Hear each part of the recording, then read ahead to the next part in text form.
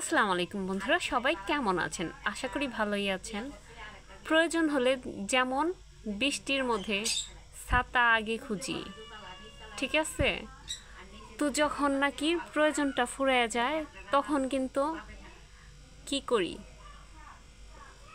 ওই ছাতাকেই আমরা